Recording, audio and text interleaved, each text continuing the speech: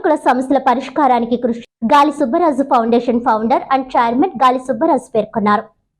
మే 1వ తేదీ బుధవారం రాత్రి ధవళేశ్వరం గవర్నమెంట్ హాస్పిటల్ దగ్గర గాలి గోవిందరావు స్థాపించిన వర్క్షాప్లో గాలి Subbaraju foundation founder and chairman గాలి సుబ్బరాజు ఆధ్వర్యంలో భవన నిర్మాణ కార్మికులతో మేడే సందర్భంగా ఆత్మీయ కలయిక జరిగింది. ఈ కార్యక్రమంలో చేతి వృత్తుల పనివారు, నాయి బ్రాహ్మణులు, ఎంఆర్పీఎస్ నాయకులు పాల్గొన్నారు. ఈ కలయికలో ముఖ్య అతిథులుగా రాజమండ్రి ఎంపీ అభ్యర్థిగా పోటీ చేస్తున్న దగ్గుబాటి పురంధేశ్వరి కుమార్తె నివేదిత, ఆమె భర్త అరుణ్ ముఖ్య అతిథులుగా పాల్గొన్నారు. ఈ సందర్భంగా వారు మాట్లాడుతూ భవన నిర్మాణ కార్మికుల సమస్యల పరిష్కారానికి కృషి చేస్తామని అన్నారు. గాలి సుబ్బరాజు ఫౌండేషన్ ద్వారా, కన్స్ట్రక్షన్ కంపెనీ ద్వారా అనేక మంది ఉపాధిని కలుగజేస్తూ పేద ప్రజలకు, అంధులకు, హెచ్ఐవి పాజిటివ్ రోగులకు సహాయం అందిస్తున్నారని వారి సేవలకు హర్షం వ్యక్తం చేశారు. మేడే సందర్భంగా వచ్చిన కార్మికుల సమస్యలను అడిగి తెలుసుకొని వారికున్న ప్రతి సమస్యను పరిష్కరిస్తారని హామీ ఇచ్చారు. ఈ సందర్భంగా మాట్లాడుతూ జగన్ పాలనలో భవన నిర్మాణ కార్మికులు ఇబ్బందులకు గురయ్యారని అన్నారు.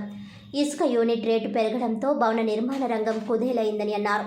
కార్మికుల సమస్యలు పార్లమెంట్లో ప్రస్తావించి పరిష్కారానికి కృషి చేయాలని కోరారు.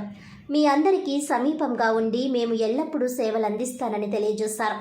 ఈ కలయికలో కార్మికులు మరియు నాయి బ్రాహ్మణులు, ఏపీ ఎంఆర్పీఎస్ కలిసి అందరూ సుమారుగా 300 మంది తెలుగుదేశం, జనసేన, బీజేపీ విజయమునకు మేమందరం కృషి చేస్తామని ఏకకంఠముతో వచ్చిన వారందరూ ప్రతిజ్ఞ చేశారు.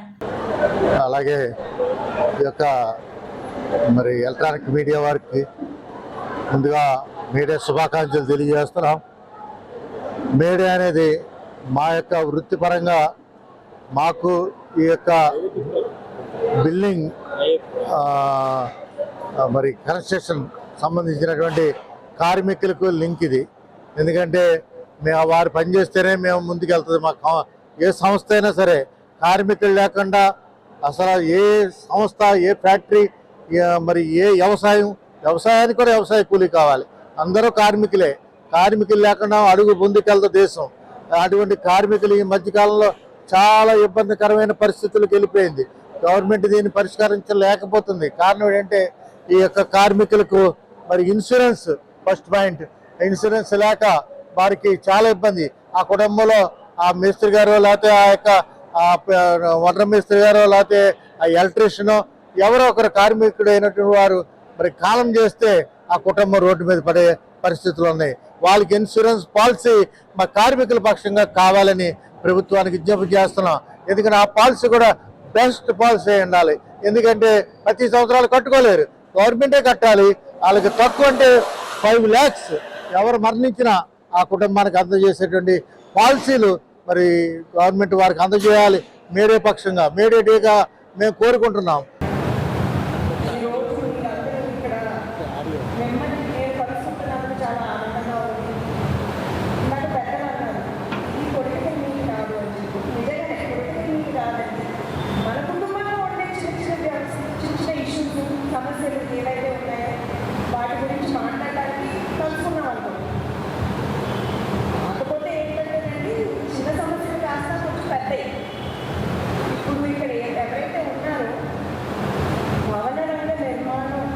సంబంధించిన వ్యక్తులు